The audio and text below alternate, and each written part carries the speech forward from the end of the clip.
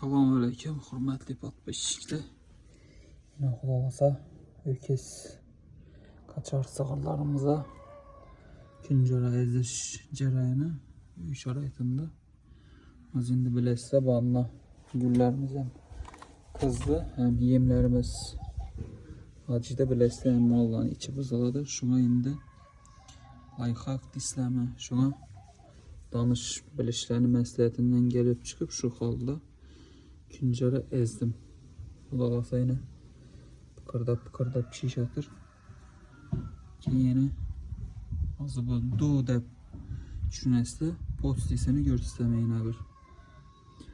Kime şunun kızıkarlı videolarımız yaksa like basıp şimdi mal bakadan danış bilişlerimize verip koyasla. Kanalımdan patpiskiye oluştu. Yattan çıkarmışsa iyi bizden ekeyin. Instagram profilimiz var. Menfaatli reklamlayın. Ona abone bak koysanız oladı. Birbirinden kızıkarlı reklamlar məlumatlarını bərkdiren üzerine. Əməyə rəhmət, sağ olasın.